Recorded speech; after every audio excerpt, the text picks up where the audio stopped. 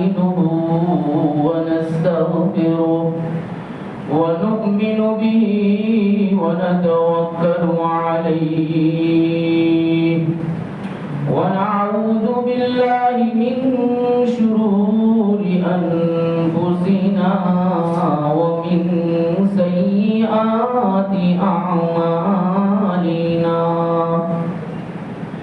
من يهده الله فلا مضل له ومن يضلله فلا هادي له ونشهد أن لا إله إلا الله وحده لا شريك له ونشهد أن سيدنا ونبينا وسندنا ومولانا محمدا عبده ورسوله صلى الله تعالى عليه وعلى آله وأصحابه وبارك وسلم تسليما كثيرا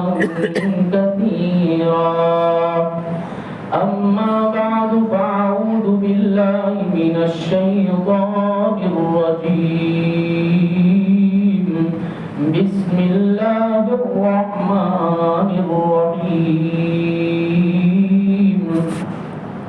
وإذا صرفت أبصارهم تلقاء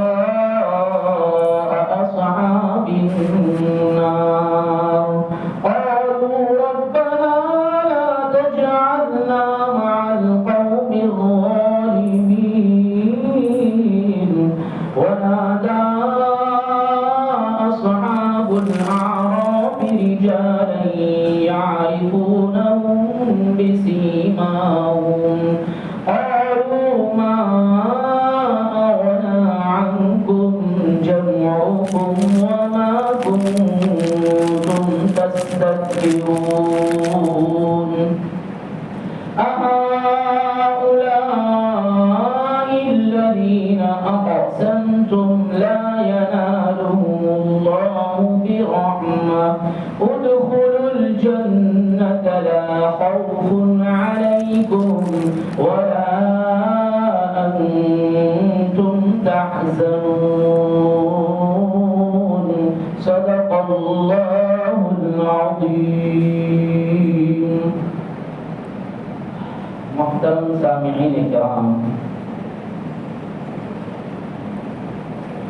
اصحاب اعراف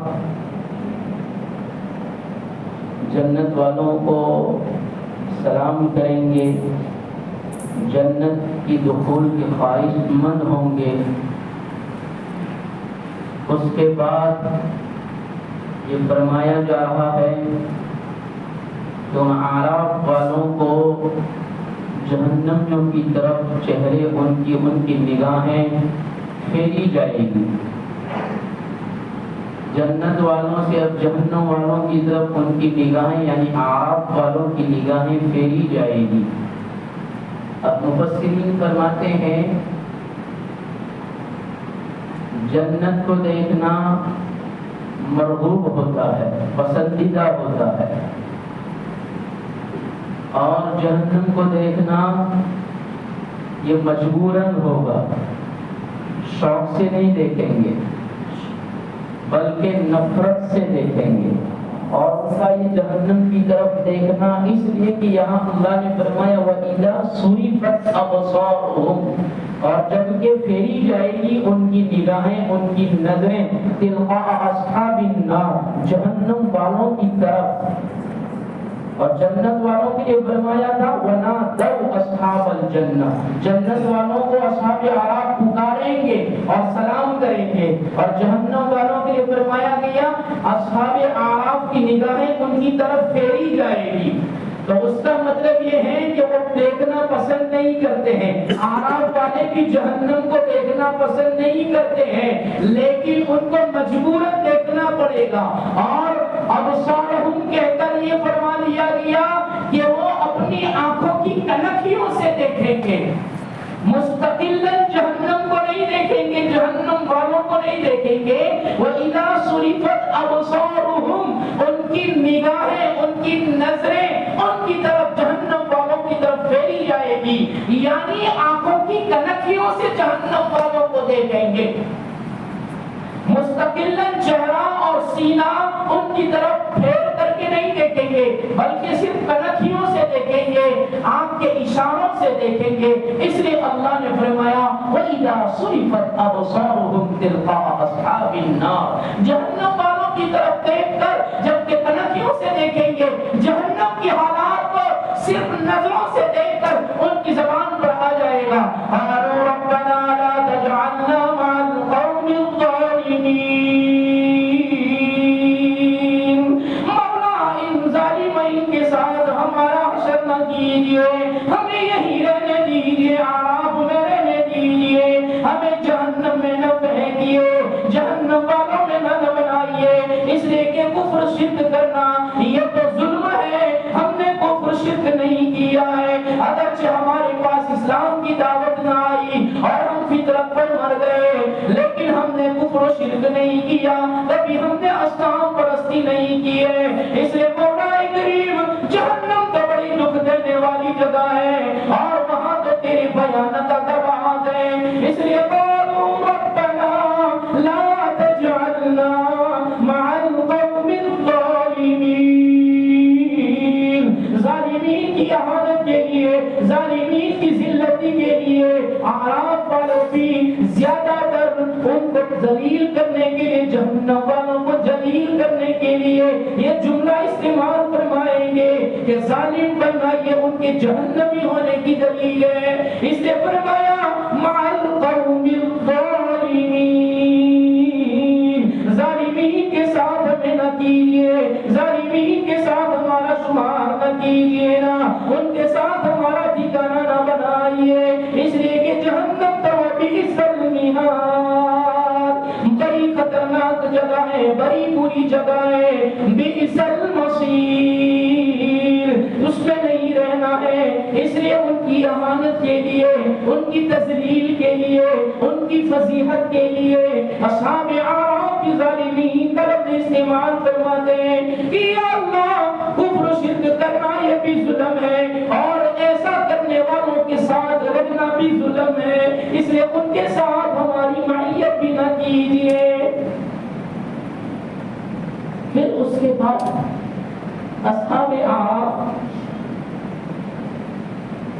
ان کی نشانیوں سے ان کو پہچان کر ان کی طرف خطاب کریں گے، کن کی طرف؟ ان جہنمیوں کی طرف، اصحاب نار کی طرف، ان کی نشانیوں سے۔ اب مفسرین فرماتے ہیں ان اصحاب اعراف کو کیسے کون سی نشانیاں ہوگی جن سے ان کو پتہ چلے گا کہ یہ جنتی ہے اور یہ جہنمی ہے؟ تو فرمایا قرآن کریم میں ایک تو یہ فرمایا سورہ آل عمران میں یوم تبیض وجوہ وتسود وجوہ، کہ اللہ تبارک و تعالی بعضوں کے چہروں کو روشن بنائے گا، بعضوں کے چہروں کو کالا بنا دے گا، یوم تبیض وجوہ وتسود وجوہ، بعضوں کے چہرے چمکتے ہوں گے، بعضوں کے سیاہ کالے ہوں گے، تو یہ چمکتے چہروں سے ان کو محسوس ہو جائے گا کہ یہ جنتی ہے۔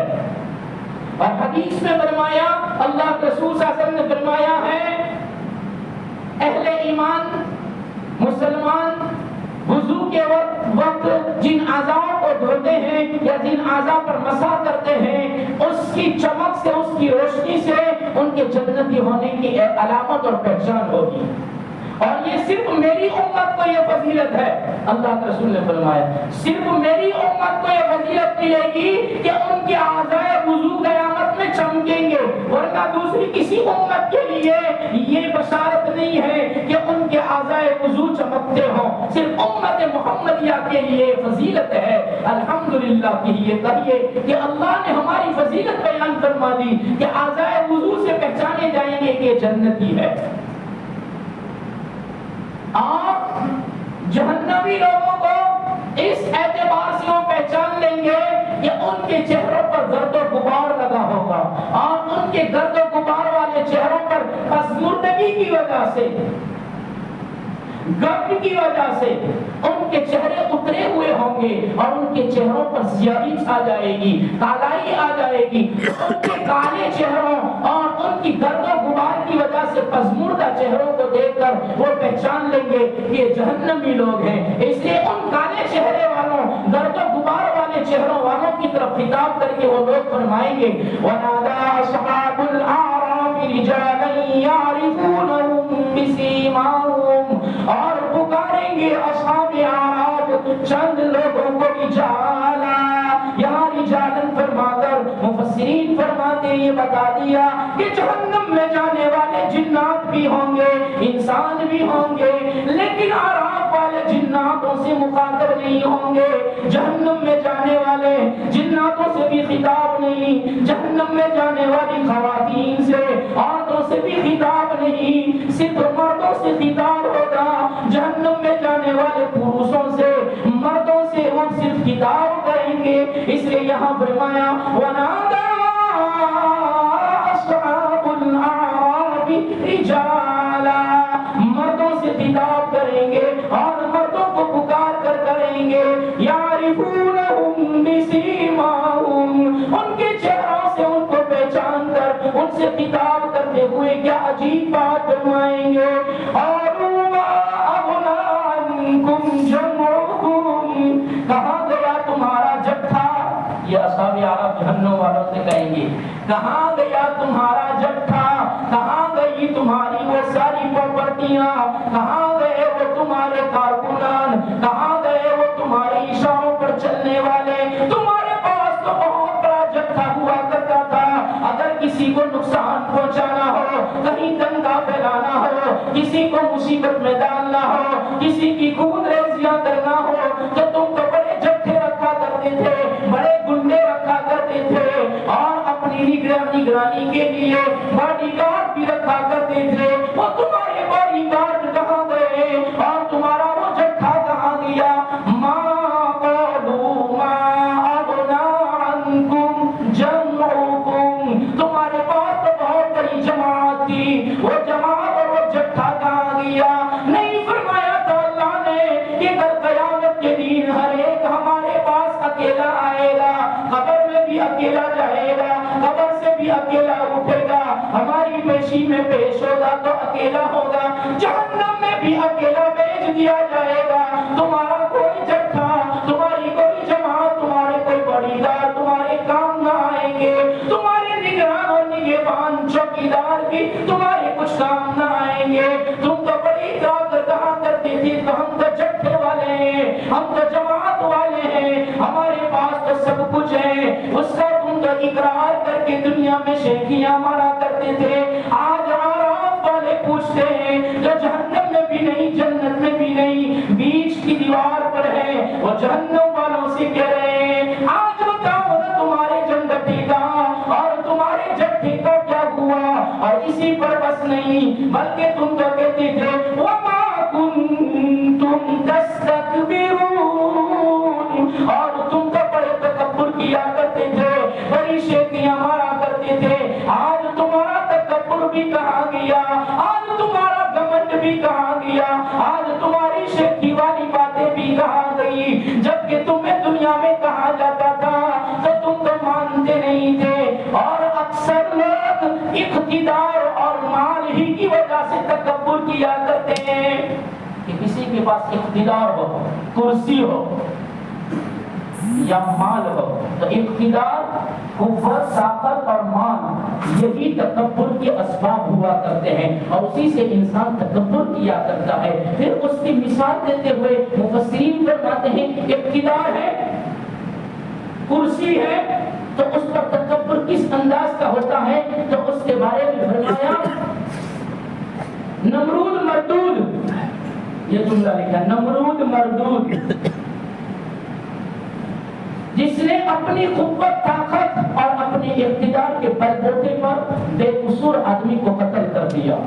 حضرت ابراہیم علیہ السلام نے جب ایمان اور توحید کی حجتیں اور دلیلیں پیش کی اور دلیلوں میں کہا میرا رب وہ ہے جو جلاتا ہے اور مارتا ہے، زندگی دیتا ہے اور موت دیتا ہے، تو اس پر اس نے قید خانے میں پڑے ہوئے دو آدمیوں کو بلا کر بے قصور تھا اس کو قتل کر دیا اور قصوروار تھا اس کو چھوڑ دیا.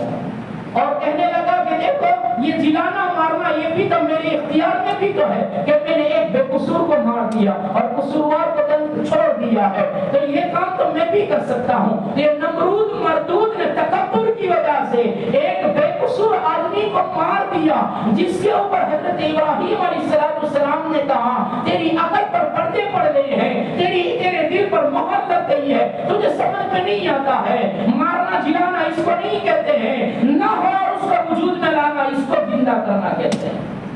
رب تو وہ ہے جو نہ ہو اس کو وجود میں لاتا ہے، تو ایک زندہ آدمی کو مار دیتا ہے اور مار کر کہتا ہے مارنے کا کام میں بھی کرتا ہوں اور جینے کا کام۔ ایک زندہ آدمی کو چھوڑ دیا اور سمجھتا ہے کہ میں نے جلا دیا، اس کو نہیں کہتے مرے ہوئے کو زندہ کرنا، اس کو رب کہا جاتا ہے۔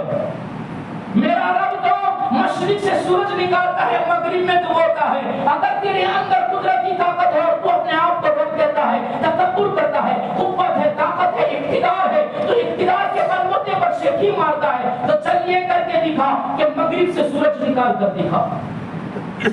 تو اگر کر سکتا ہے تو مغرب سے طلوع کر اور مشرق میں غروب کر، نہیں کر سکتا۔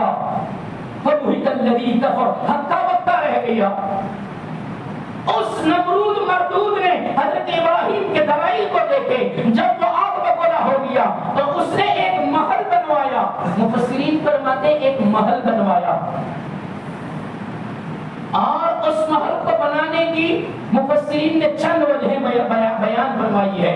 ایک وجہ یہ بیان فرمائی ہے کہ اس نے وہ محل اس لیے بنایا تھا کہ اس محل پر چڑھ کر اللہ اور آسمان والے فرشتوں سے جنگ کریں، اللہ سے لڑنے کے لیے اس نے وہ محل بنایا تھا، ایک وجہ۔ دوسری وجہ اس محل بنانے کی یہ بیان فرمائی گئی ہے، اس نے یہ وہ محل اس لیے بنایا تھا کہ ہم اتنا لمبا چوڑا محل بنائیں اور ستاروں کی ہم حفاظت کریں، سیاروں کی حفاظت کے لیے اس نے بنایا تھا۔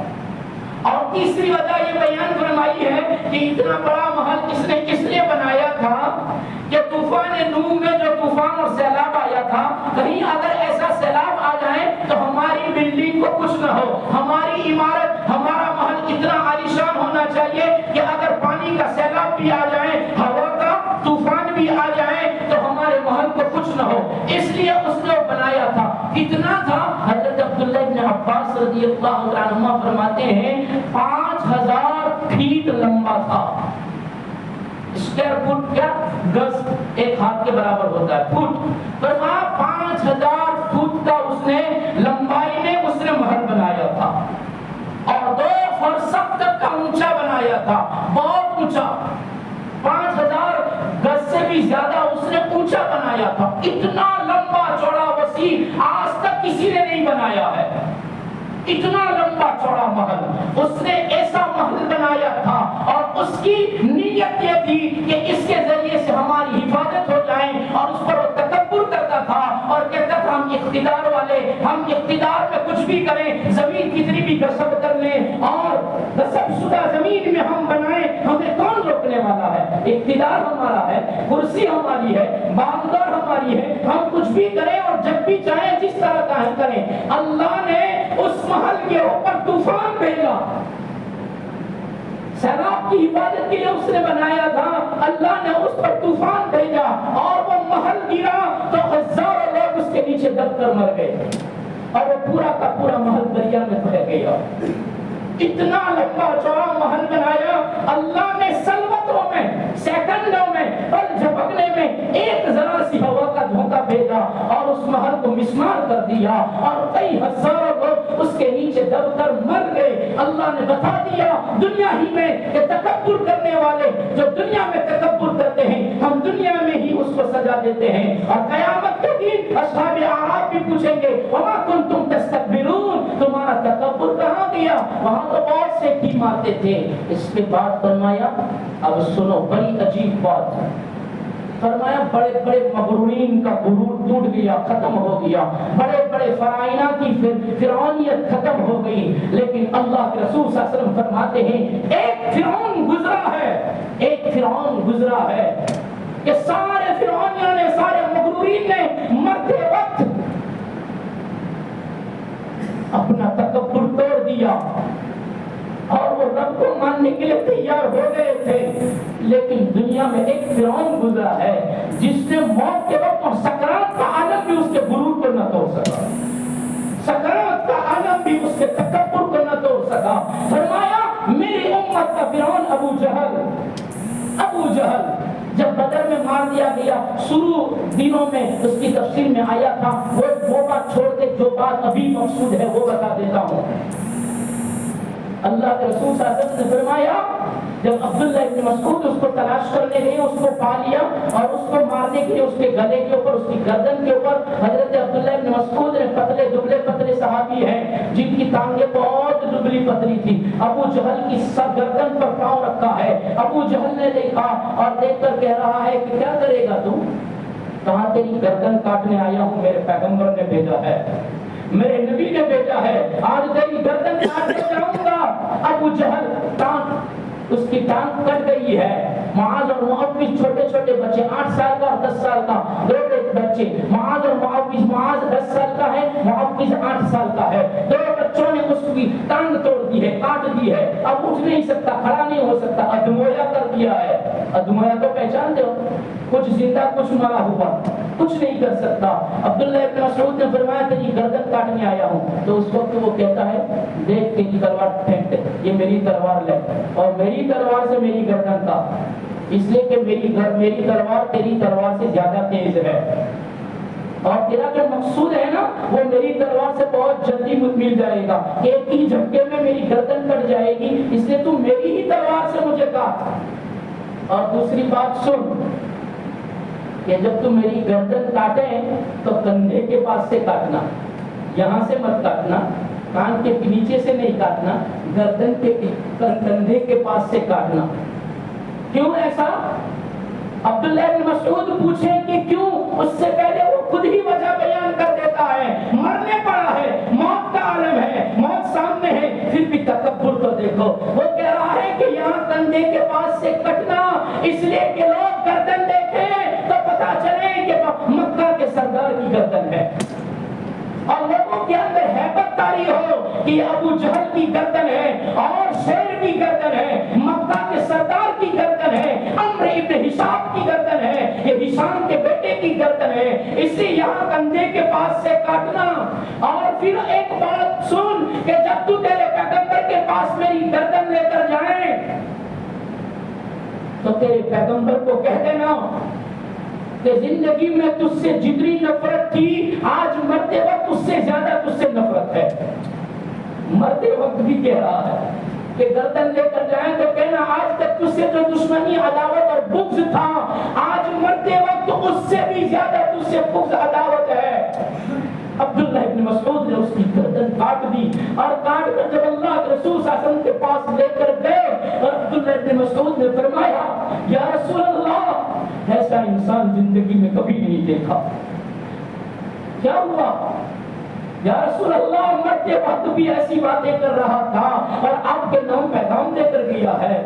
اللہ کے رسول صلی اللہ علیہ وسلم نے پوچھا کیا پیغام دیا ہے؟ کہا مرتے وقت بھی کہہ کر گیا ہے کہ محمد کو کہہ دینا زندگی سے زیادہ آج مرتے وقت تیرا بغض اور تیری دشمنی میرے دل میں زیادہ ہے۔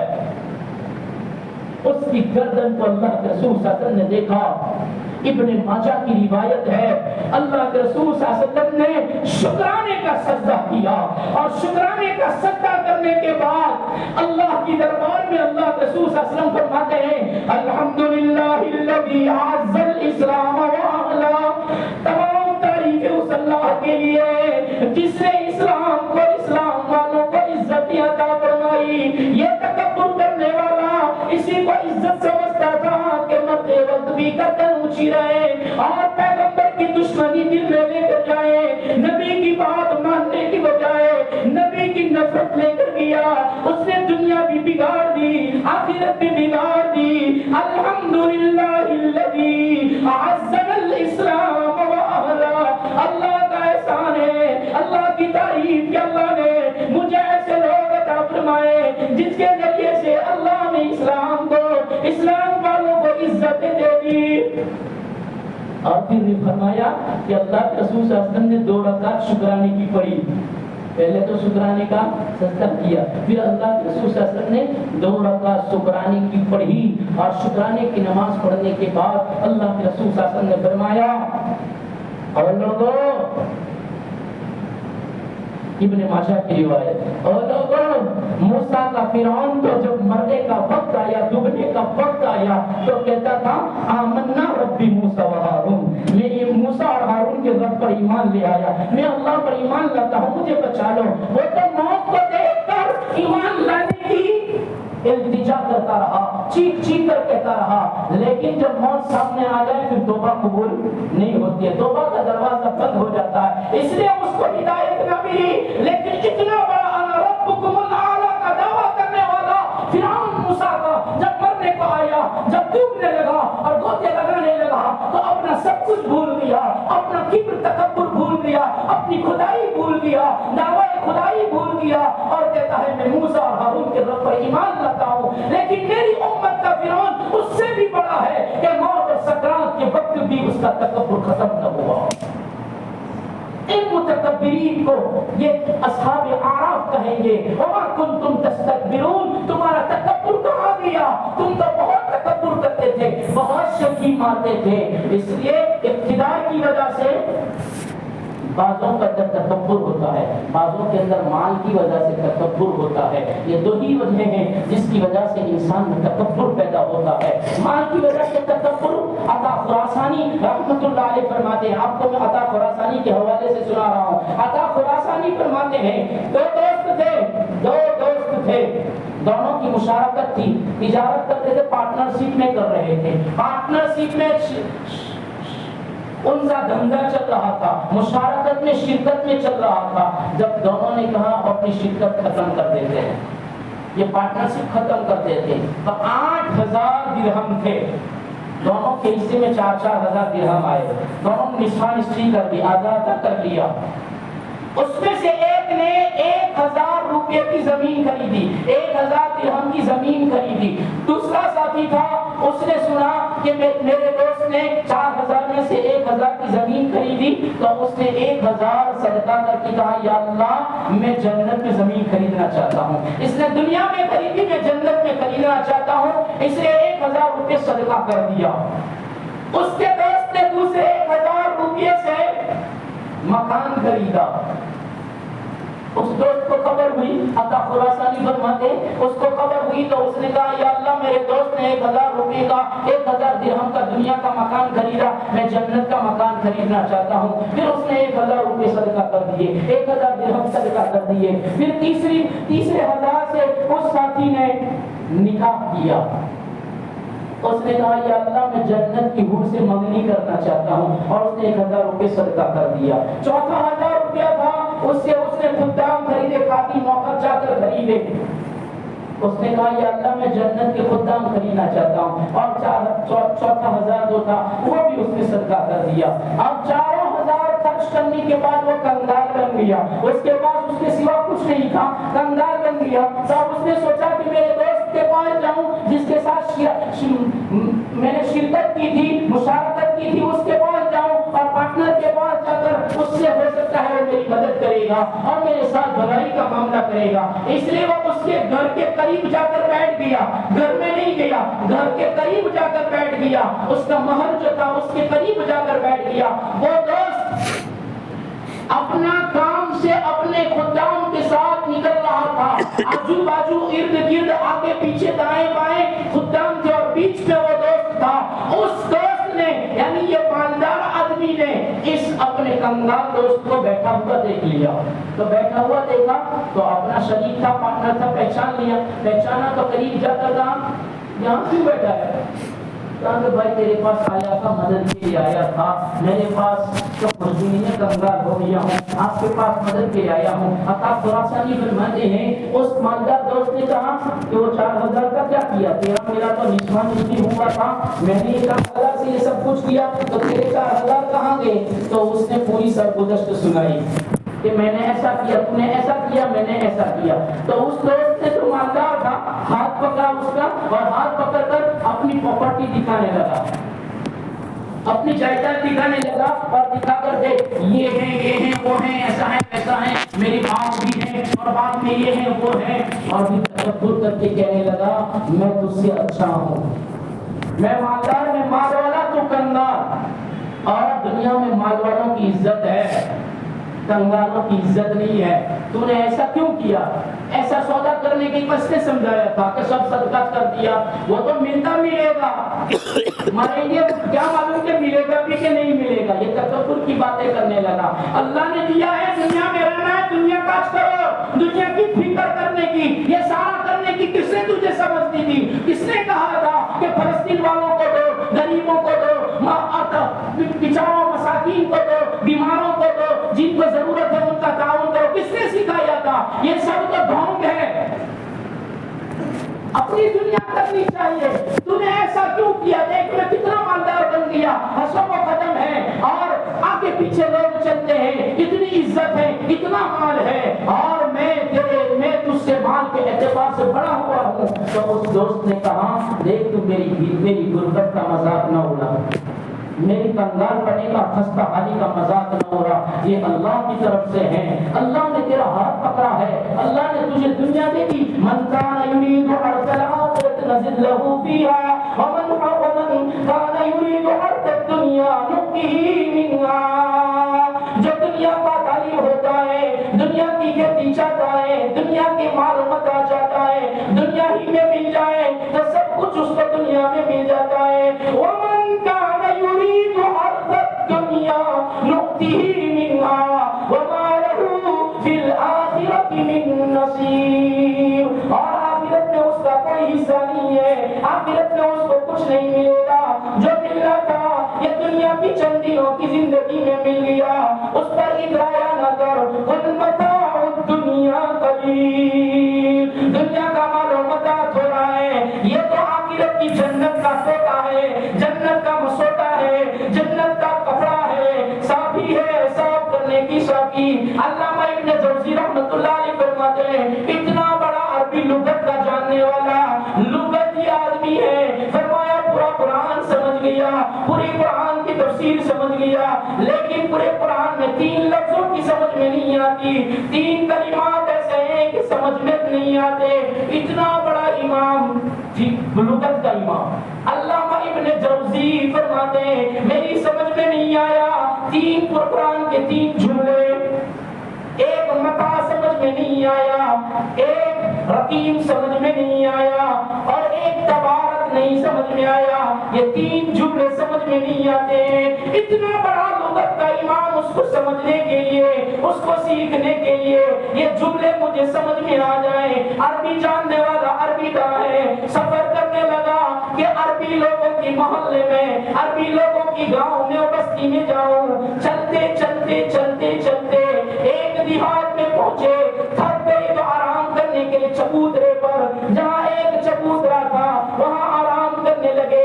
उस चबूतरे के करीब छोटे छोटे घर थे, छोटे छोटे झोंपड़े थे, दोपहर का वक्त था, और एक औरत अपने घर के बर्तन मांजने के लिए बाहर कर गई, और अपने छोटे से बच्चे को उस बर्तनों के पास बिठाया, और कहा मैं अंदर जाकर आती हूँ। वो काम निपटाने अंदर गई, ये बच्चा बर्तनों के पास बैठा था, एकदम एक कुत्ता आया, उन बर्तनों में से एक कपड़ा अपने मुंह में लिया और चला गया पहाड़ की बुलंदियों पर। उसकी माँ आई, माँ ने आने के बाद बच्चे से पूछा, और मेरे बच्चे बर्तनों में एक कपड़ा था, एक साफी थी, मोहब्बत जी ने की, एक साफी थी, वो कहाँ गई? बच्चे ने कहा जा अखदल मता तबारकल जबल। छोटे बच्चे ने ये 3 जुमले कहे। अल्लामा इब्न जौज़ी फरमाते हैं, सालों से जिसमें परेशान था, एक छोटे से बच्चे ने मुझे तीनों जुमले समझा दिए। जा रकीम, कुत्ता आया, कुत्ते को कल्ब भी कहते हैं, रकीम भी कहते हैं, फरमाया रकीम यानी कुत्ता। जा रकीम, कुत्ता आया, अखदल मता, पोते को साफी को अपने मुंह में पकड़ा, तबारकल जबल, पहाड़ की बुलंदी पर चढ़ गया। अल्लामा इब्न जौज़ी कहते हैं, आज समझ में आ गया इसको दुनिया को मता क्यों कहा। मता का असल माना है साफी, वरना हम सब भी जानते हैं मता दुनिया करीब थोड़ा फायदा उठाने की जगह है, फायदा उठाने की जगह, मता यानी फायदा, फायदा उठाने की जगह है, हमेशा रहने की जगह नहीं है, फायदा उठाकर मर जाना है।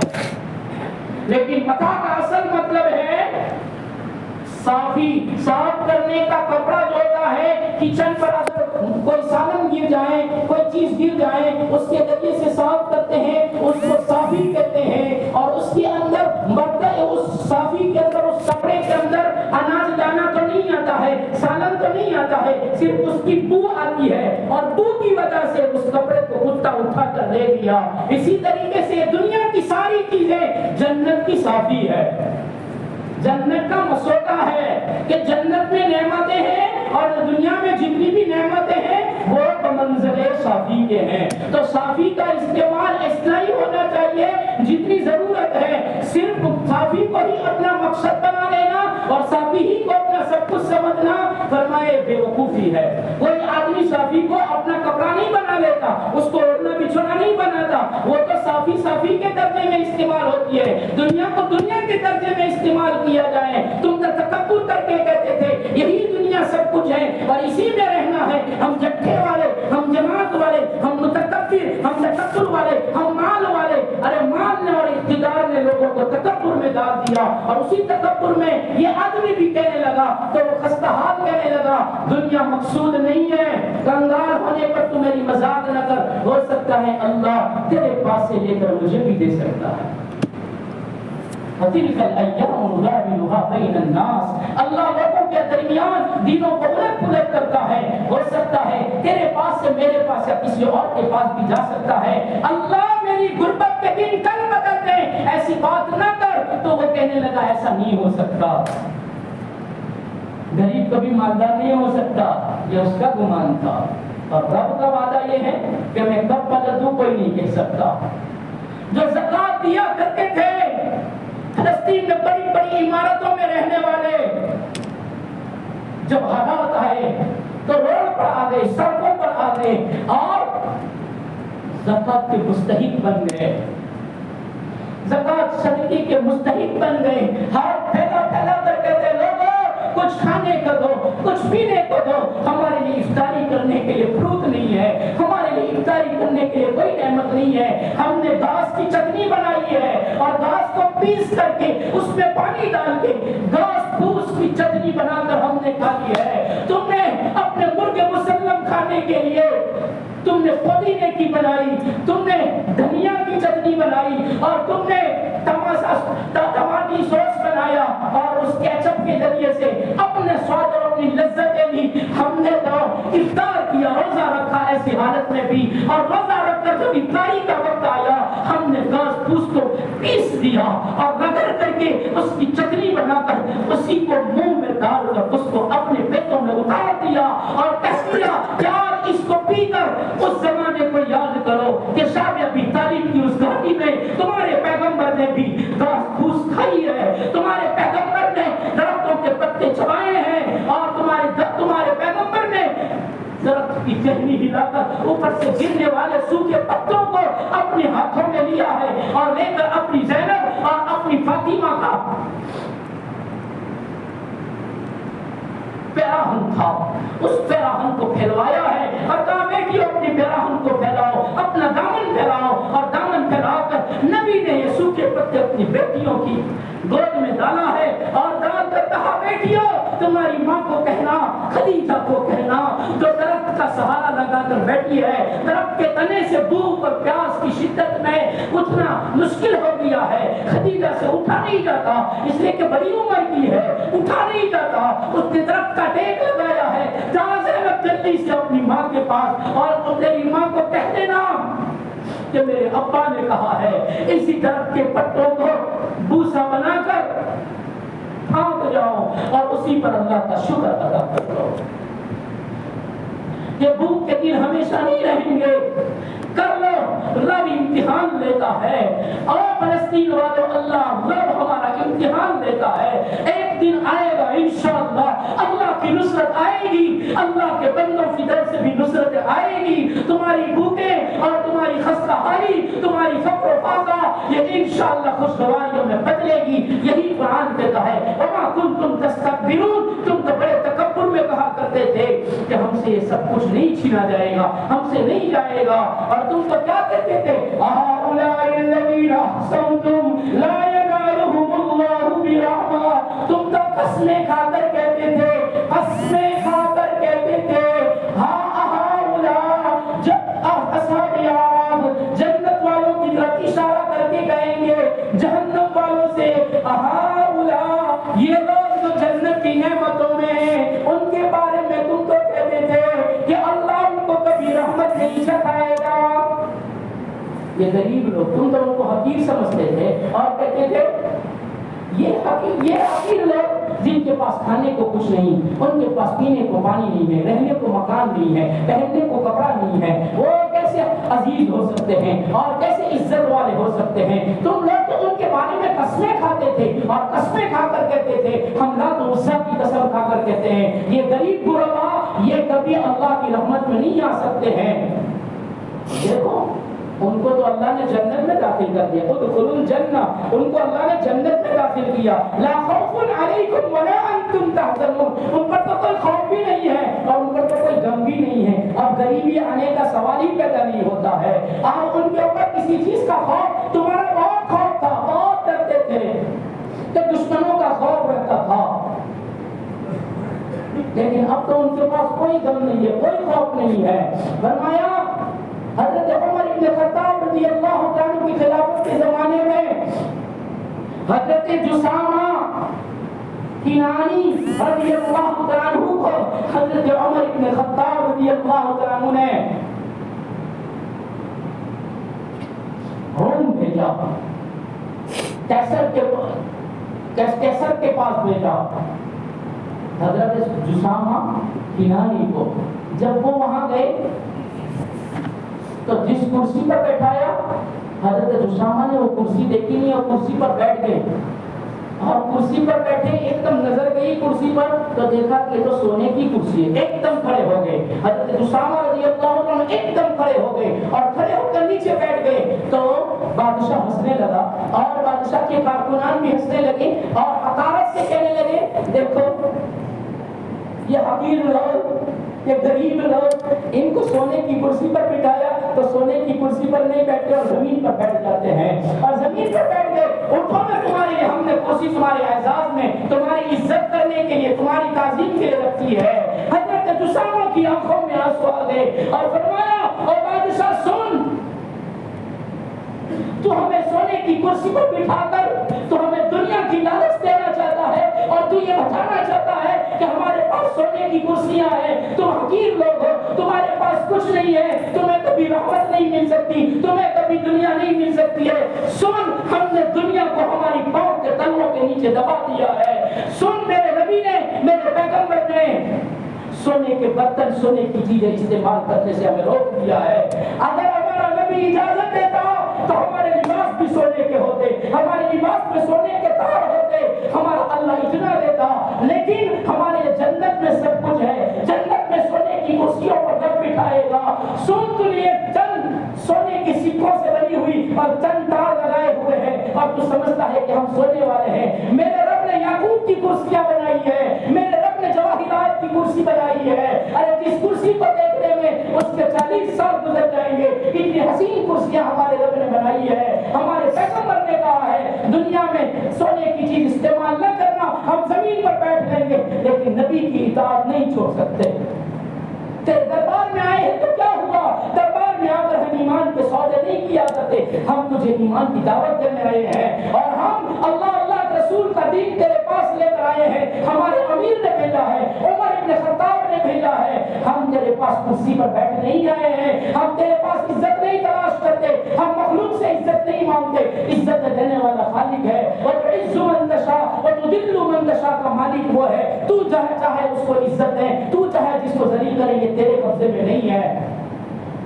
وہ ایک دم آگ بگولا ہو گیا، حقیر سمجھنے والا، أَهَؤُلَاءِ الَّذِينَ أَقْسَمْتُمْ لَا يَنَالُهُمُ اللَّهُ بِرَحْمَةٍ، ان کو اللہ رحمت نہیں چکھائے گا۔ جاؤ دیکھ لو، تم جہنم میں سر رہے ہو، پکار رہے ہو، چند دن کی چاندنی میں تم نے سونے کی کرسیاں بنائی۔ حذیفہ ابن الیمان فرماتے ہیں مجھے وہاں ان کو کیسر کے پاس بھیجا تھا، ان کو کسرا کے پاس بھیجا تھا، ایران کا بادشاہ جس کو کسرا کہا جاتا ہے، روم کا بادشاہ جس کو کیسر کہا جاتا ہے، کسرا کے پاس بھیجا، ایران کے بادشاہ کے پاس۔ حذیفہ ابن الیمان رضی اللہ عنہ، حضرت حذیفہ ابن الیمان رضی اللہ عنہ فرماتے ہیں جب میں اس کے دربار میں، ایران کے بادشاہ کے دربار میں داخل ہوا، وہاں بڑے بڑے لوگ آئے تھے اور بڑے بڑے لوگوں کے آنے پر ہم تو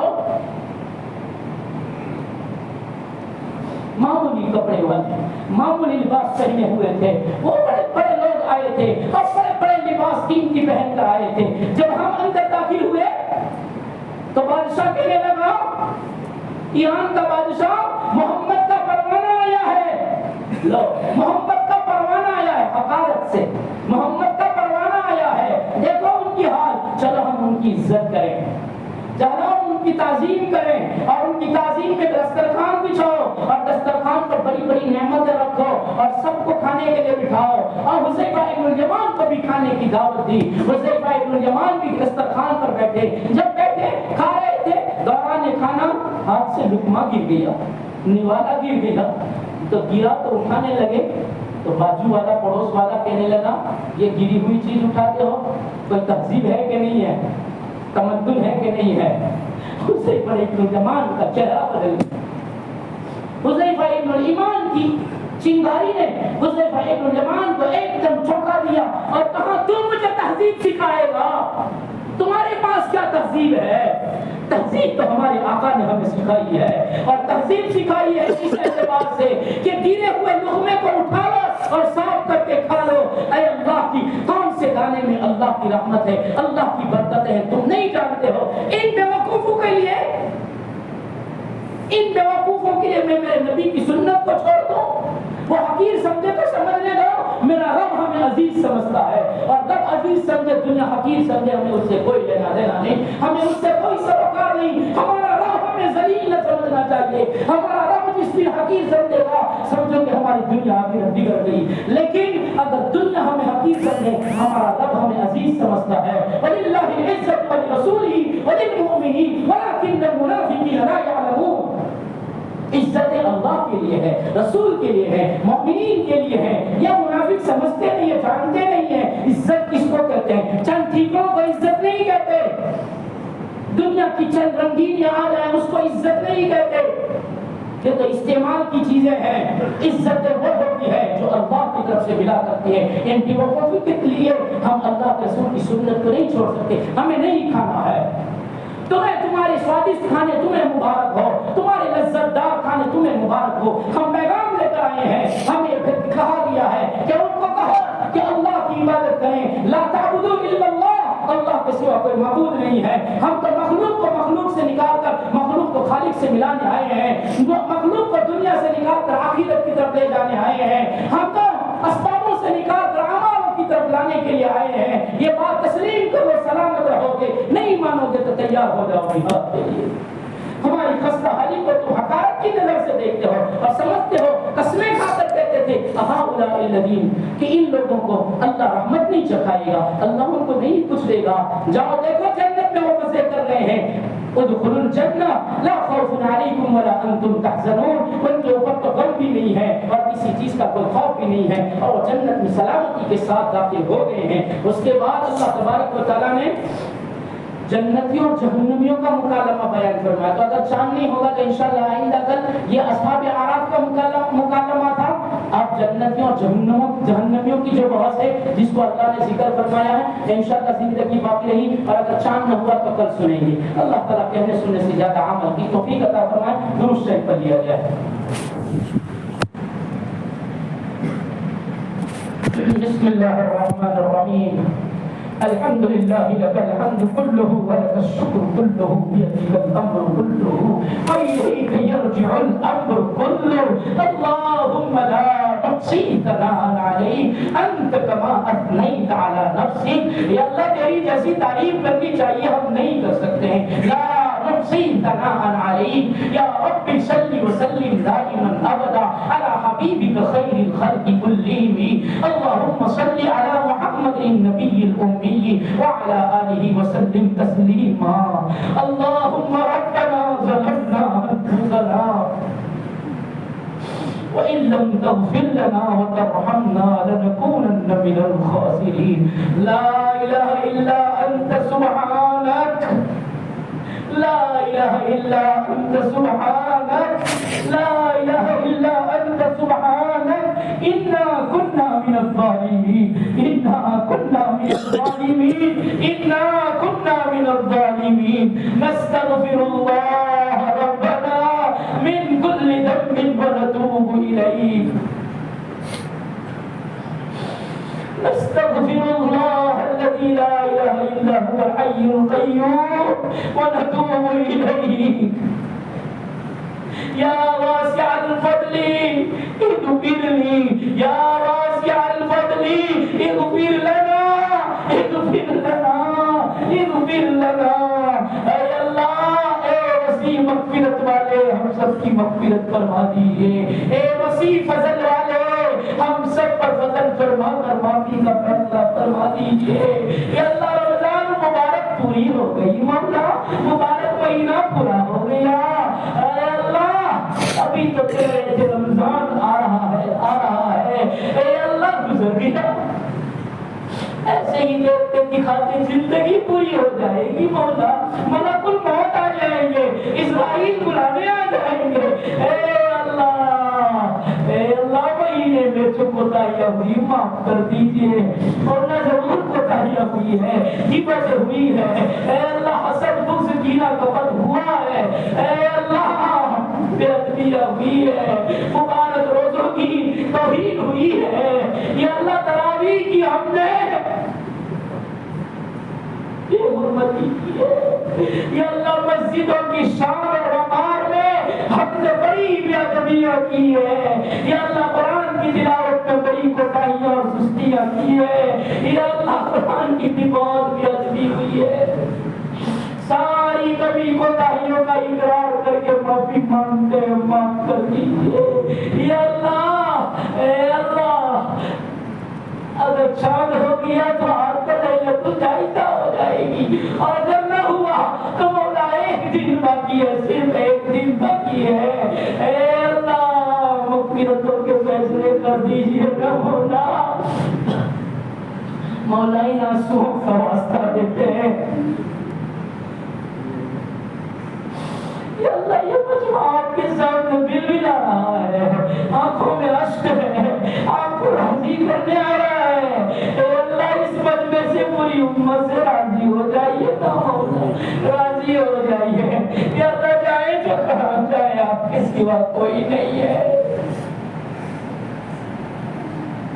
15 حج کرنے والا جب لا لبیک ولا سعدیک کہا جاتا تھا تو کہتا تھا کہ تیرے در کے سوا کوئی در نہیں ہے، جاؤں تو کہاں جاؤں، اے اللہ ہم بھی کہتے ہیں تیرے در کے سوا کوئی در نہیں ہے، تیرا ہی ایک چوکھٹ ہے، تیرا ہی ایک دربار ہے، تیری ایک عدالت ہے جہاں معافی ہی معافی ہے، اے اللہ معاف کر دیجئے، معاف کر دیجئے، راضی ہو جائیے، راضی ہو جائیے، یا اللہ نام اعمال کو ہم نے تو گناہوں سے لبریز کر دیا، یا اللہ نام اعمال تو سیئات سے بھر دیے ہیں، اے اللہ معافی کا قلم پر چلا دیجئے اور کہہ دیجئے فَأُولَٰئِکَ یُبَدِّلُ اللَّهُ سَیِّئَاتِہِمْ حَسَنَاتٍ، ہم نے سیئات کو حسنات میں بدل دیا، اے اللہ بڑے غفور رحیم ہے، معافی کا معاملہ کرنا دیجئے، ان تعذبہم فإنہم عبادک، اگر آپ عذاب دیں تو آپ کے بندے ہیں، آپ کو حق ہے مالک ہونے کے ناطے، وَإِن تَغْفِرْ لَهُمْ فَإِنَّكَ أَنْتَ الْعَزِيزُ الْحَكِيمُ، اور اگر آپ معاف کر دیں تو آپ کی معافی بھی حکمتوں سے بڑی ہوئی ہوتی ہے، آپ زبردست حکمت والے ہیں، معاف کر دیجئے، اے اللہ مبارک مہینے میں آپ کے فضل و کرم سے جو عبادتیں ہوئی، جو نیکیاں ہوئی، صالحات ہوئی، اپنے فضل و کرم سے قبولیت کی مہر لگا دیجئے، قبول کرنے کے فیصلے کر دیجئے، یا اللہ رحمت کا عشرہ گزر گیا، مغفرت کا عشرہ بھی گزر گیا، اتقم من النار کا عشرہ بھی پورا ہو گیا، مولا کو من النار کا فیصلہ کر دیجئے، جہنم کی آگ سے آزاد کرنے کے فیصلے کر دیجئے، اے اللہ زندوں کی مغفرت فرما دیجئے. قبروں میں سوئے ہوئے کی قبروں کو جنت کے باغیچے بنا دیجئے, جہنم کے گڑھے بننے سے بچا دیجئے. آپ بڑے دیالو ہیں, آپ بڑے دیالو ہیں, آپ کو بہت ترس آتا ہے, آپ کو بہت رحم آتا ہے, آپ کو بہت دیا آتی ہے.